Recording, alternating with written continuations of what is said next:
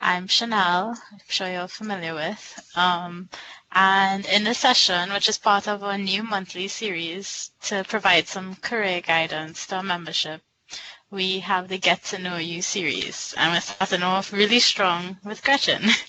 So I'll give you just a little bit of a background and she'll share way more with us.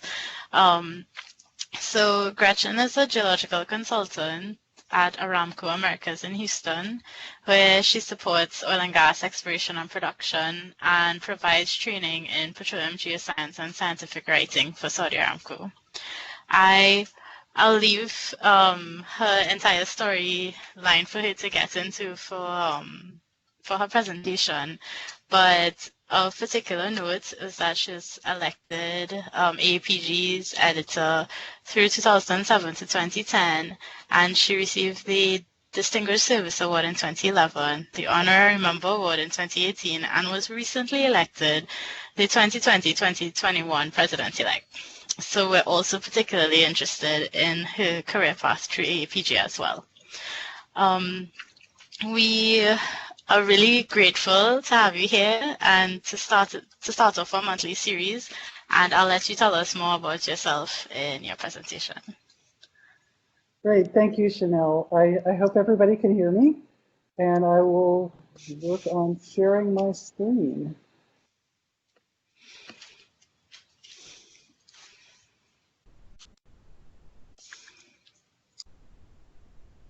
Okay, I hope you're seeing my title slide. Yep. Okay, very good. So I'm really delighted to get to know you. I didn't realize I would be the first one, so thank you for this honor. And, you know, ordinarily I really wish I would be on a plane visiting you in person because that's one of my favorite things for my work and for AAPG. So I will talk a little bit about my biography, how I got here. I will talk a little bit about how my company is addressing the COVID-19 pandemic. I'll give you a few opinions about exploration, and I'll talk a bit about diversity and inclusion in AAPG and the energy industry and why I'm excited about that. And we should have plenty of time for questions at the end. As you can see from the photograph, I get pretty excited about geology, and I'm holding the legendary, world-famous stratigraphic column from the eastern province of Saudi Arabia, which has loads of remarkable source rocks, reservoir rocks, and seals. It's really wonderful to be working in that area.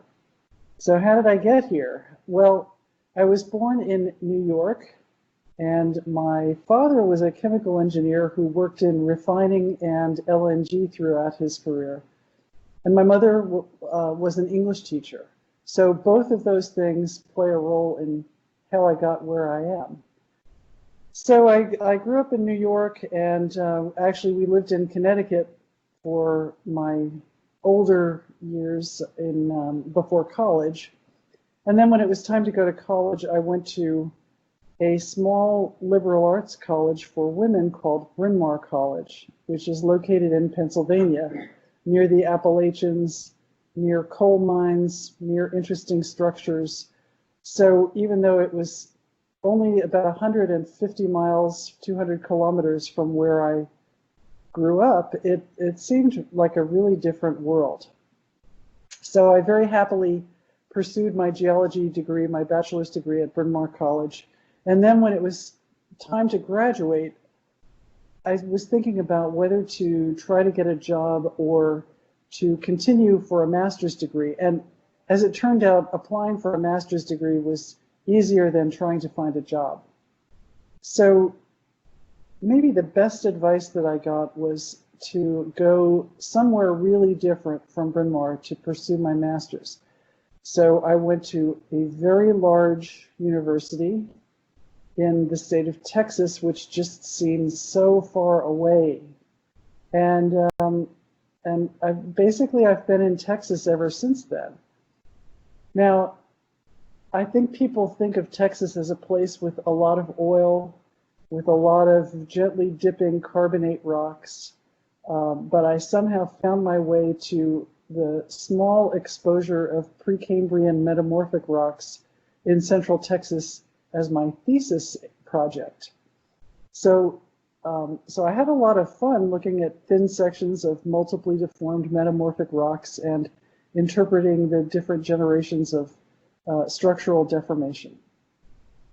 When it was time to graduate and look for a job, that's when things got a little bit tricky, because even though the University of Texas at Austin attracts a lot of major oil companies and international oil companies to its campus for recruiting, most of them looked at what I was doing and said, why are you working in the Precambrian? Why are you interested in being a petroleum geoscientist? And so I got a lot of rejections because many of my colleagues at UT actually worked on industry relevant projects.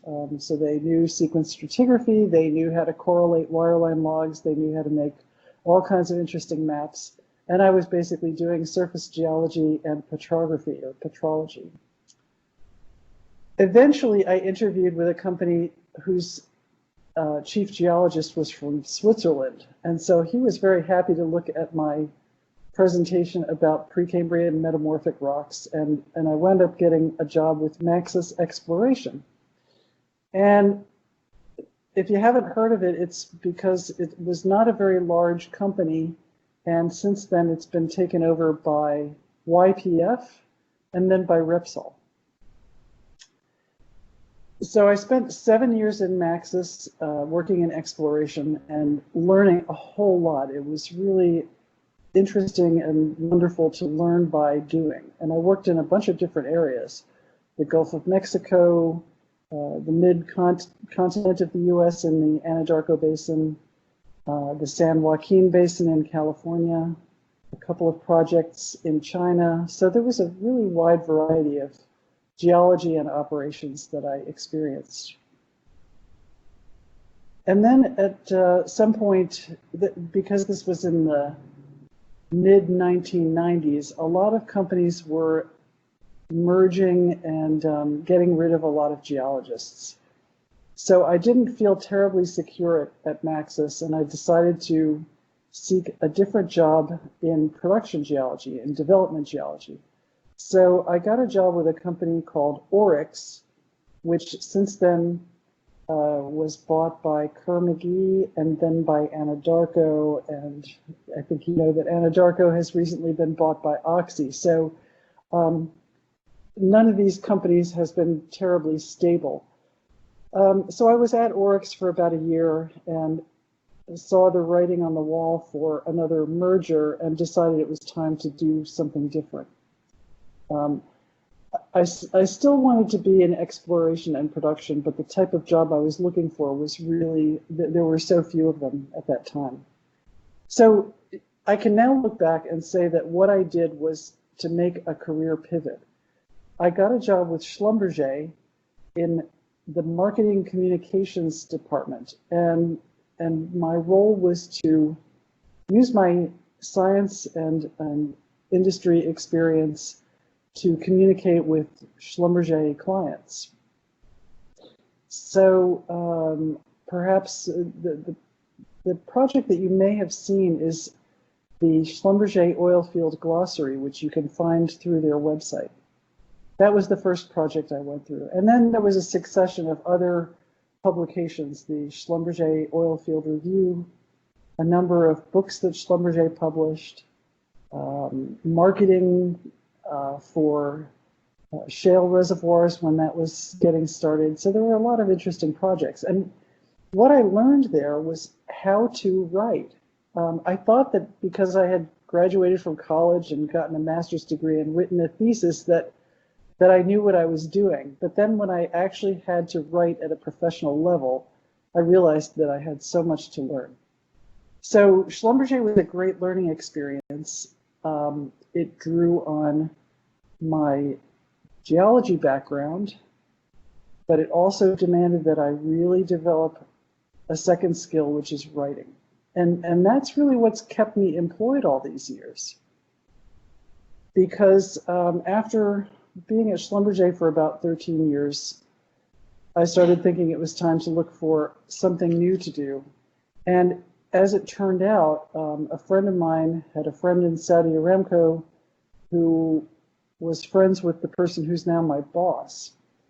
So I was invited to an interview with what was then called Aramco Services, now Aramco Americas. And they had a really strange job description. And I said, well, what is it? What is it? And finally they said, well, just come talk to us for an hour and we'll explain it to you. So I had a really fun interview with Aramco Americas, and they offered me a job. And as Chanel said, a lot of what I do is to support the exploration and production activities of Saudi Aramco. So sometimes this is technology transfer or technology analysis. Sometimes it's studying a particular area of technology and sort of synthesizing a lot of information. I also spend a lot of time teaching basic petroleum geology to engineers and geophysicists, which is an interesting challenge because usually they come in and they say, we've heard this course is boring. And my job isn't to turn them into geologists, but it is to get them excited about geology and to learn enough of the geology of the Arabian Peninsula that they can communicate effectively with the geoscientists in the company. And then because of, I think, what we would call mission creep and curiosity about what people are doing, I also got involved in teaching scientific writing. And specifically, the people in Saudi Aramco are trying to publish because publication is now part of the criteria for promotion. So lots of people are now interested in submitting abstracts for conferences and writing manuscripts for journals. So I've been working on that. And it helps me become a better writer as I'm working with all kinds of other people, engineers, geoscientists, computer scientists. It's very interesting. Another part of my job, which is really terrific, is that I am involved in organizing field seminars for two of our close academic partners, King Fahd University of Petroleum and Minerals, which is literally on the other side of the fence from the Saudi Aramco compound, and Stanford University, which has deep historic ties to Saudi Aramco. And so we've had some really wonderful field trips. Jurassic carbonates in Saudi Arabia, the geology of West Texas and southeastern New Mexico, Death Valley in California. We even managed to do a modern carbonates trip in the Bahamas, and we visited Eleuthera for a few days, and that was really fantastic, although logistically very difficult. Anytime you're putting people in the water, it's a lot of work. So I have a tremendous amount of respect for field trip leaders. One of the things that I haven't mentioned about my career is that AAPG has been part of it since the beginning. I was aware of AAPG because when I was in college at Bryn Mawr, my structural geology professor pointed me to papers in the AAPG bulletin. When I joined Maxis Exploration in my first job, my colleagues said to me, you need to join AAPG, so I did. When I joined Schlumberger, they actively encouraged me to participate in the activities of AAPG. And so since I was trying to learn how to write and edit and publish, I got involved with the publications committee. Now, one secret about AAPG is if you join a committee and actually do what you're supposed to do, you very quickly get promoted. So I think simply by writing the minutes of the meeting I attended, I was appointed vice chair, and then eventually I became committee chair, and then editor, and now president-elect. So AAPG has been part of my career all along, and what I would say is that it has helped me not only to network but to build my skills as a writer, as a reviewer, as an editor, and as a leader, while learning a lot of geology along the way. So AAPG has been part of my career for, I've been a member for about 30 years, but I've been very actively involved for more than 20 years. And one other thing that's great about my job and being involved with AAPG is that so far I have visited 6 continents. Now, I don't know if I'll ever get to that 7th one, but that's my goal.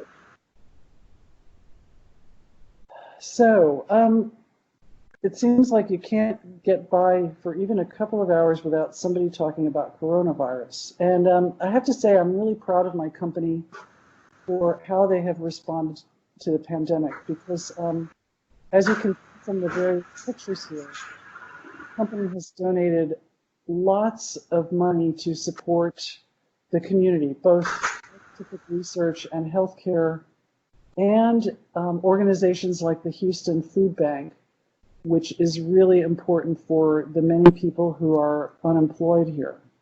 So I've been really proud of how generous the company has been. And I would say that they've been really compassionate about allowing employees to work from home, to look after their families, all that good stuff. So that's been a really nice part of working for the Aramco organization. So I'll talk a little bit about exploration, and at the risk of really emphasizing my age, I'll say that in the past, when I was a new exploration geologist, I did a lot of contouring maps using a pencil on paper and hanging well logs on a wall and using pieces of string to mark correlations across long transects. So in the past, things I think seemed a lot simpler because I think everything moved a little more slowly. Just gathering hard copy data took a lot of time. Some concepts like sequence stratigraphy were fairly new when I began my career, and now 30 years later, they're fully accepted and used all the time. Disciplines like basin modeling are really important to what we do, and the impact on what we do is tremendous. Shale has been the subject of really intensive exploration for more than 10 years, and it really forced the improvement of imaging technologies, all kinds of new techniques for trying to see what's going on in very, very small pores. So the technology evolution has been really interesting. But I think as we move forward, there's going to be an interesting mix of using both the skills that we've always relied on, our ability to make good predictions in the subsurface, but we're going to be applying it to both some petroleum exploration and production, but then also to the energy transition. And when I think about things like geothermal energy, we will need people who really understand the subsurface to expand our use of geothermal energy. If we look at using more electricity, for example, for transportation, we need a lot of critical minerals. And so we're going to need geoscientists to do mineral exploration and production. Even something like wind power, if you're going to install wind facilities, particularly offshore, you need geophysicists who can look at where the equipment is going to be set to see if that's a safe place. So I think we're still going to use a lot of our skills in looking at the subsurface, but in different ways. And of course, carbon capture, which has been going on for a while, again, another really important area for geologists to contribute.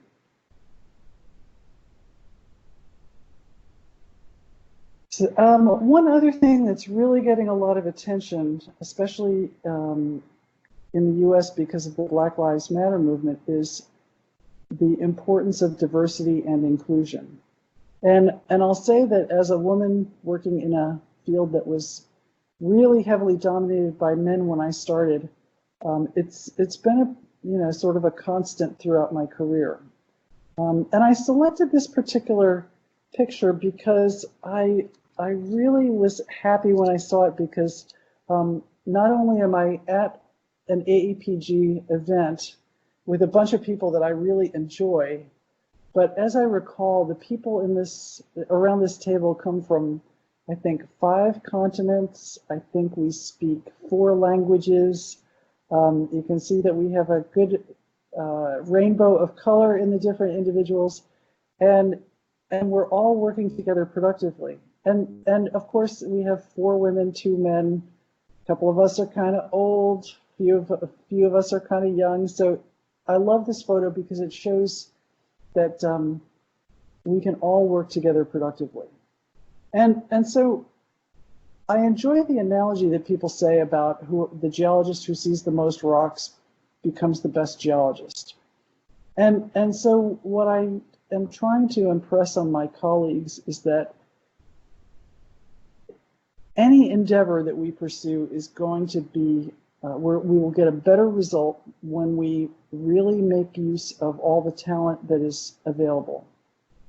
And so whoever can meet the most different people and work with them is going to be the most successful. So I think whenever we're working in a committee, when we're working on a conference program, we need to constantly be asking ourselves, are we being inclusive? Have we really thought about the breadth of talent that can contribute to this endeavor? And I'll say, every time I see a panel that is all men, it reminds me that we really have to do better. I mean, there are a lot of universities now have 50% women in their programs. So, women are out there, and we need to include them. And certainly that also extends to people of color, people who come from different universities, different organizations. We constantly need to make sure that we're being inclusive. So one of the things that I would like to improve in AAPG is to make sure that as much as we can, that we diversify everything that we're doing. Conference committees, standing committees, leadership, everything. And that's where the members come in, because any member can nominate people for the AAPG Executive Committee and for honors and awards. And so if we all work on this together, we will get results that we're all really proud of. So, unsolicited advice. I'm famous for giving unsolicited advice. You can ask my husband. Oh, and this picture, this is from one of the field trips that my company ran. This is from Oman, and I think you can see a very large angular unconformity in the background.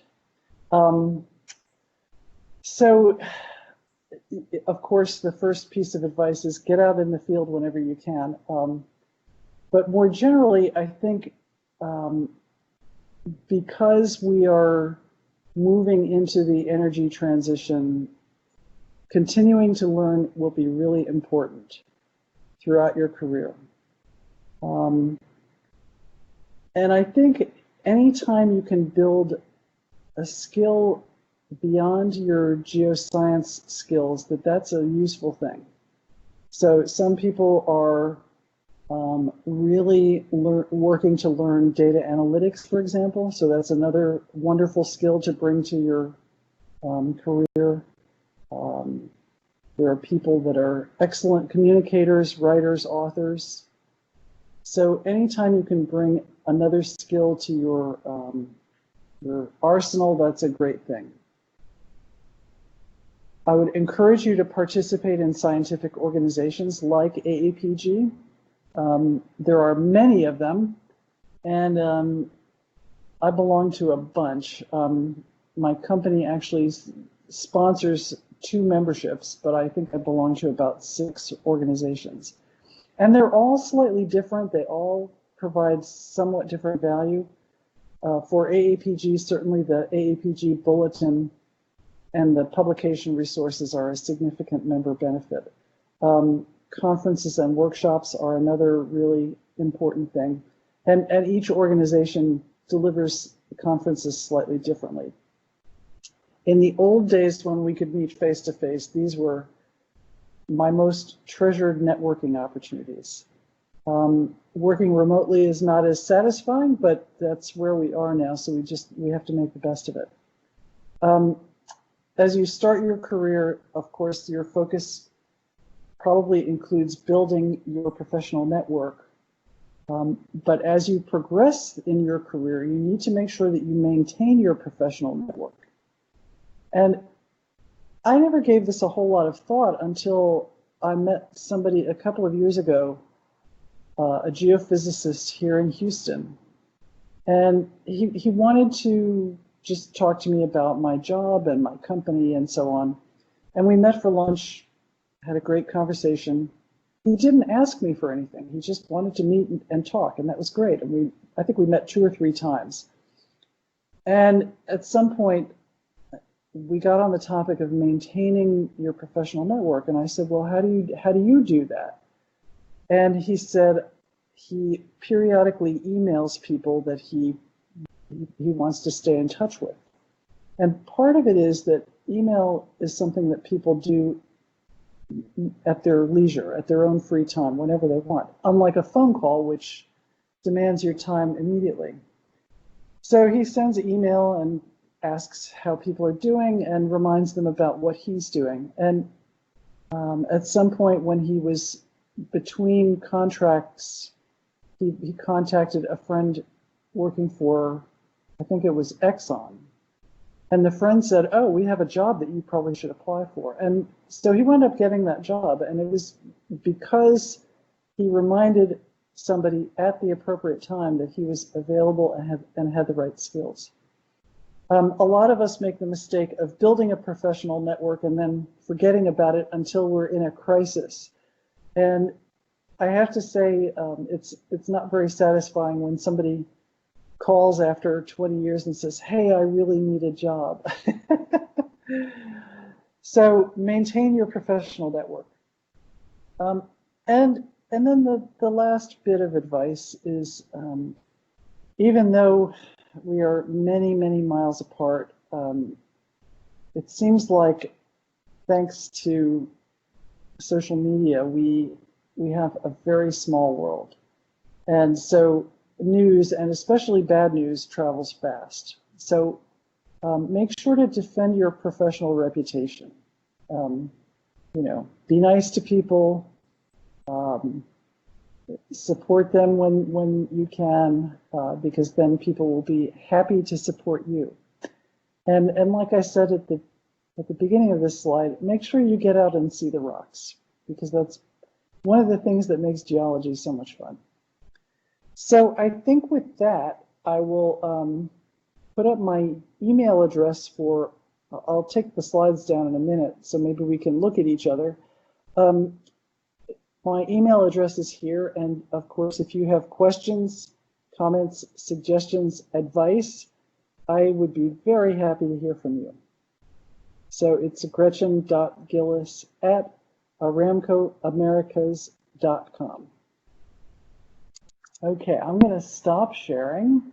Thank you so much, Gretchen. So like I had mentioned in the beginning, we gathered a few questions during our registration. So I would like to take some time to go through those, but also open up the space for those who are attending the talk right now, if they have any questions as well. So I'll start just from the top. So this question goes, can you describe your experience as a female geologist? I know you touched on this in the talk, but I don't know if you want to share a story or anything like that on this? Yeah, I mean, I think I would say we're making progress. I would say as an industry, we're not moving as quickly as I would hope. But I think, for me to see women progressing from being geologists and geophysicists to some of them getting to be vice presidents and even with Vicky Holub at Oxy, a CEO, that is encouraging. I would say at the beginning of my career, I was always worried about being labeled a troublemaker or a difficult woman. So I was pretty timid about times when I was not treated well. And so, I had some pretty tough times with my drilling department in my first company. A really terrible example was bidding a logging job, and there was one logging company rep who came to my office to pick up my bid specifications, and so he, picked up the paperwork from me, and then he took all my male colleagues out to lunch, even though I was the one who was looking for services. And what was interesting was that my boss heard about it, and he was really angry. And he talked to the sales guy, and said, "Hey, why did you leave her out?" I think, as we get into more issues of diversity, we can look for ways to support each other, to help each other out. And I think, so an example, right? I mentioned all male panels. I think what we can do is, if we're invited to a panel, we can always ask the organizers, who else have you invited? Who else are you including? Because if we see that the panel is not diverse, then we can step aside and make room for somebody who will bring more diversity to the panel, or we can help them recruit people who will balance things out better. So I think, rather than complaining, I'm always trying to think, how can we solve this so we don't have the same problems again? I would say right now, so often people will ask about working for Aramco as a woman, and it's very interesting, and I'm treated with great respect. Aramco is seeing more and more women coming into the technical ranks, and that's been really fascinating, because I think the women sort of quietly put a lot of pressure on their male colleagues to perform to a higher standard. So it's been really interesting watching that.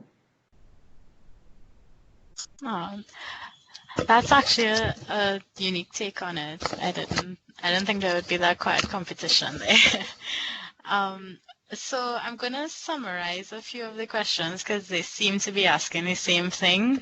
They are around basically job hunting during this pandemic. So each year there's a fresh batch of graduates who come out, and it's always tough, right? And now it's equally as, or even more so, doubly tough, because you can't go about things the same way. So these questions are more around how would you go about networking and job hunting during times like these? And also, do you have any advice for young professionals in the energy industry right now that's experiencing quite a unique downturn?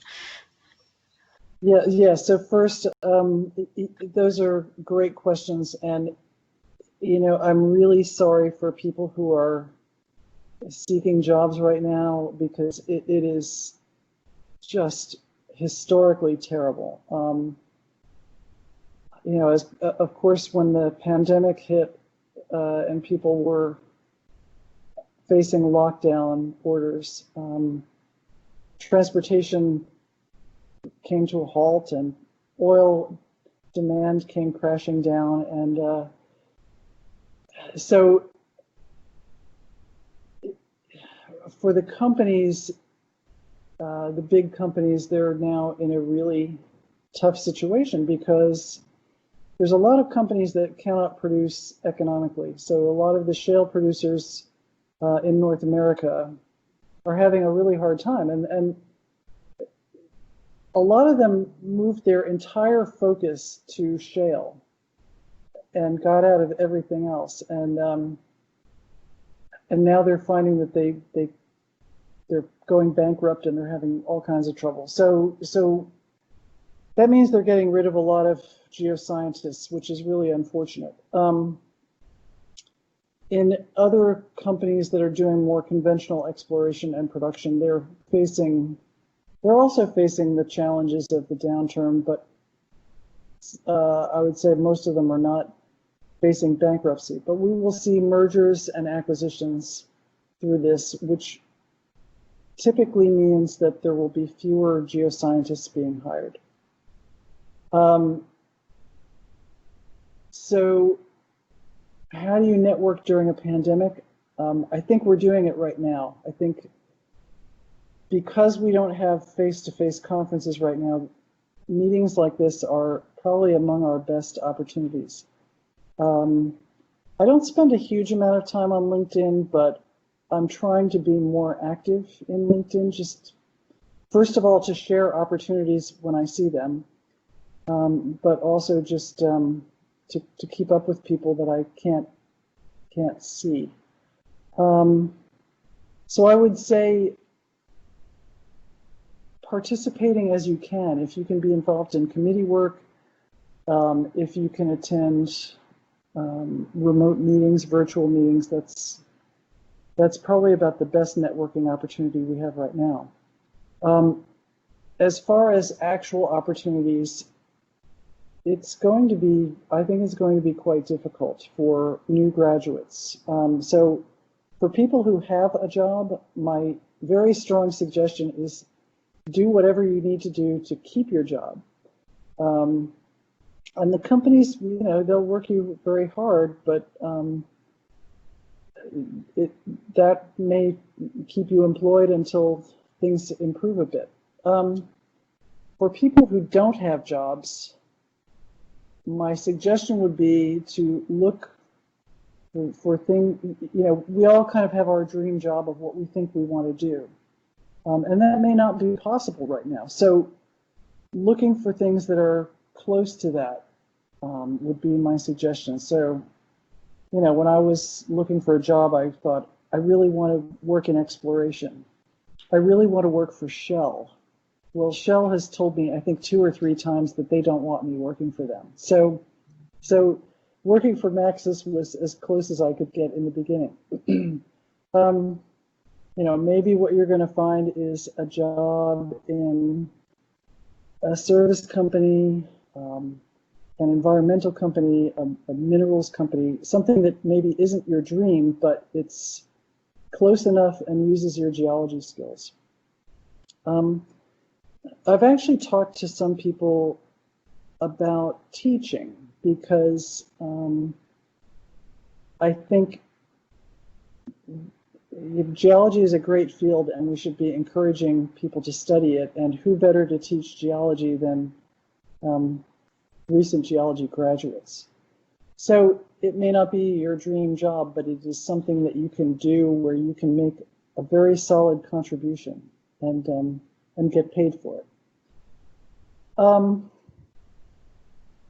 It may be a good time to examine whether pursuing another degree is appropriate. And so if you're at the bachelor's level, this might be a good time to look for a master's degree, work on a master's degree, because then by the time you've completed that degree, I hope the pandemic will be over and opportunities will be more abundant. But that's something you have to think carefully about. What else was I going to say? Yeah, I think the opportunities are going to be fewer. Oh yeah, here was what I was going to say. One other thing is to continue to develop your skills. Whatever you're working on, keep building your skills.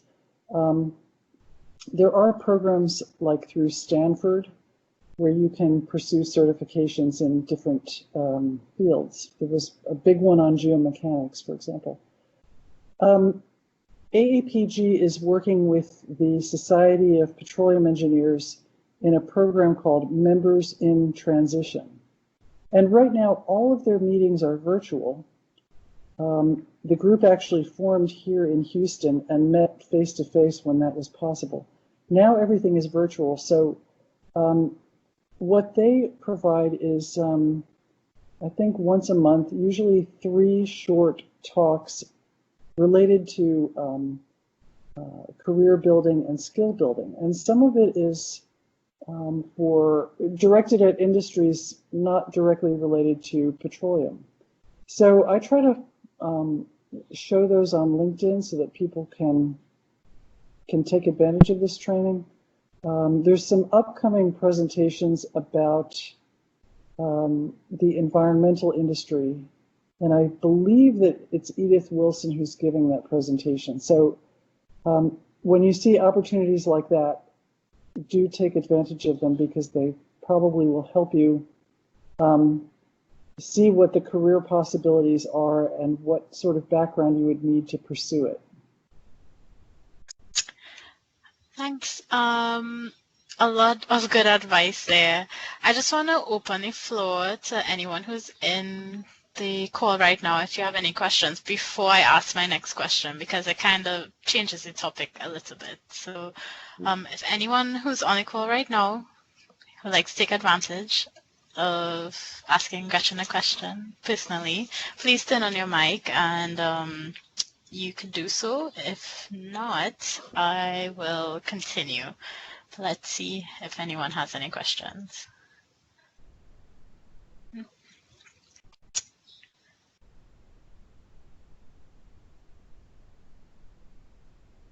All right, I will ask once again after this, so maybe you can think about it some more. But I know that there's a lot of media coverage and discussion about the future energy transition.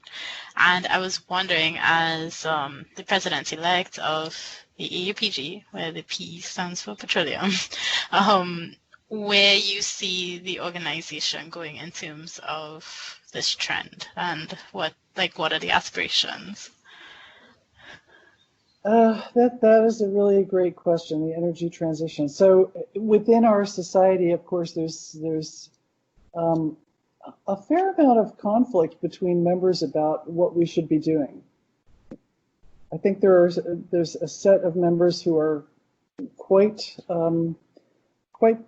convinced that we should really focus on petroleum geology. But as an organization, you see that we have the division of environmental geoscience, and we have the energy minerals division, which take us in directions that align with the energy transition. We are involved in conference events related to carbon capture, use, and sequestration. So we're moving in that direction. I think whether people expect us to focus on petroleum or not. Now, as president-elect, I should point out that I do not speak for AAPG because that is the job of our current president, Rick Fritz. And Rick is focused on a couple of key things. Unfortunately, right now, the first one is financial because the pandemic has hit many associations really hard with the loss of income from events. Even though we're having events, we are struggling with sponsorships and exhibitions and those sorts of things. So Rick is focusing on making sure that the organization is financially healthy. The second priority is science, and I think Rick is pretty broad-minded about science, and I think he is interested in the energy transition and the breadth of what AAPG members can do in the area of energy, and even beyond hydrocarbons.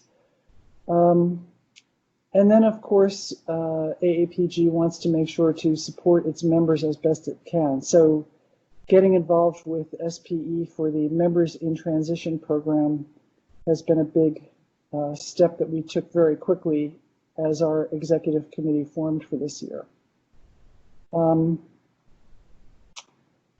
I think in terms of where else AAPG will go with the energy transition, I think it'll be driven by the members who are engaged in the science and technology. I think they will kind of show the organization where we're going to go. What are we going to publish? What kind of conferences are we going to have, and so on. And so one thing that is open to any AAPG member is to propose a technical interest group or a significant interest group around a specific topic. And so energy transition could be one of those, although I think maybe having something a little more specific might be useful. But there are groups that are focusing on sustainable energy development. There's a new interest group that just formed around salt basins. So if you are interested in that, we can certainly form a group to look at how AAPG can support members that are interested in that, advancing the science, holding events, whatever the members think is worthwhile. Awesome, that sounds really good. I'm going to open the floor one more time before we close. This is your chance if anyone's in the call and you have any questions. And do remember that we have Gretchen's email if you'd like to email her personally with any of the questions that you have. I'd also like to take this time to give you just a sneak peek of next month's get to know. We're going to get to know Xavier Moonan. So, right, so that's our September get to know you. And it will be a session similar like this, and we'll be collecting questions beforehand. I'm not seeing anyone coming off of mute, but we will share your email. Typing. Oh, somebody's typing. Okay, let's see. Typing. Oh yeah, it's Abby. It's really terrific. I hope I can tune in and see some mud volcanoes, some structures. Let's see. Okay, he's still typing. And I guess I could also plug in our next event. We're going to have our first virtual games night at the end of this month. And the invitation for that will be out soon. Still typing.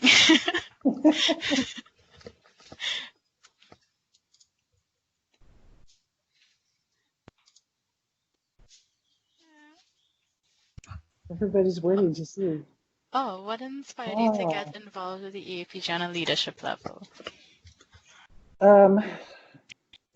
So the joke is that I was told by one of the previous editors that being editor is a glamorous and high-paying job.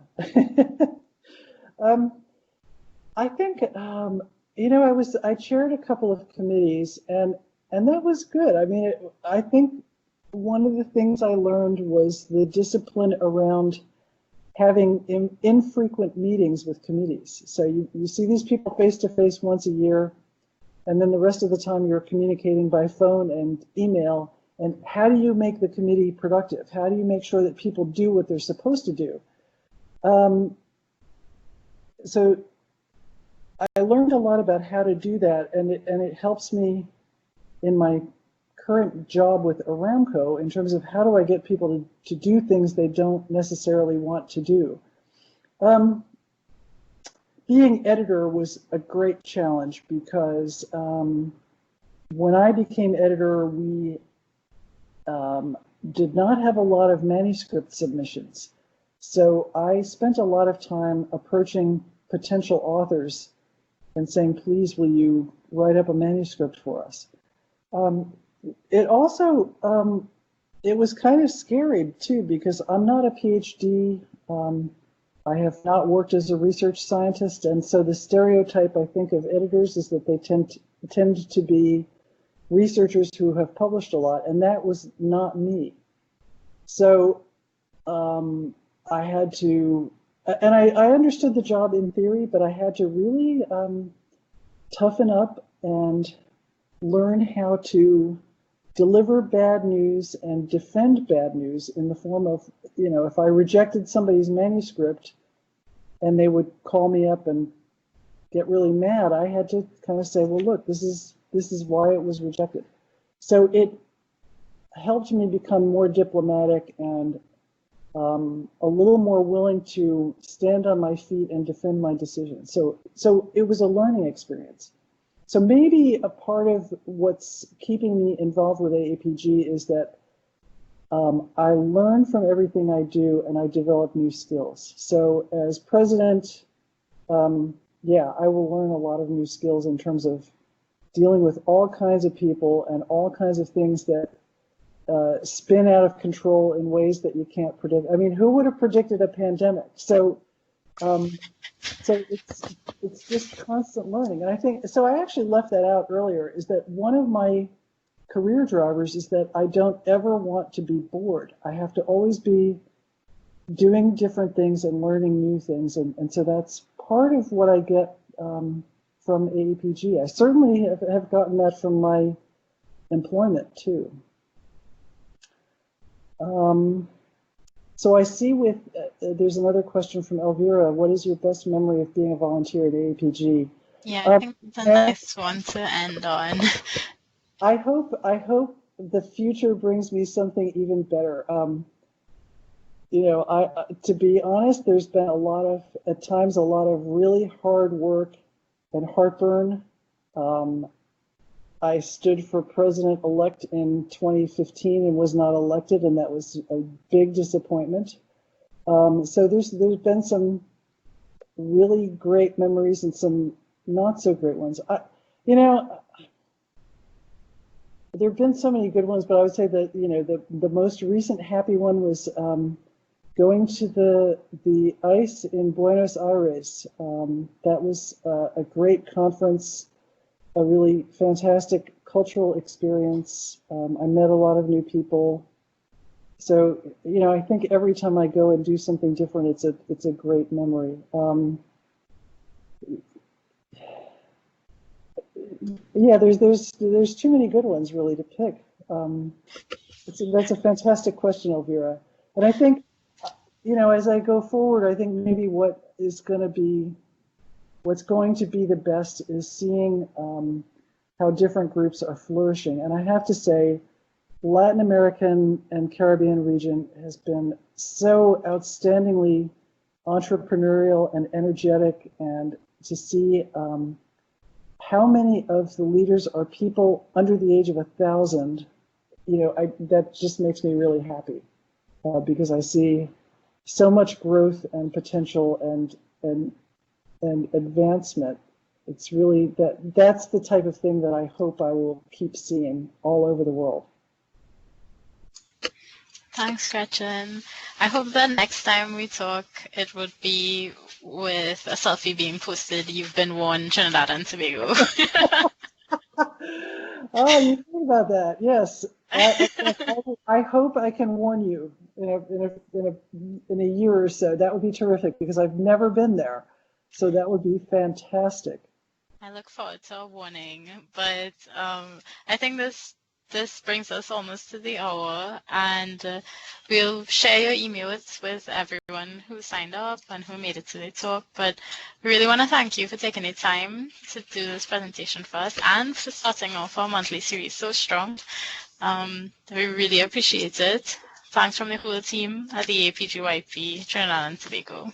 And thank you to everyone who joined us well. Thanks, everybody. Have a great evening.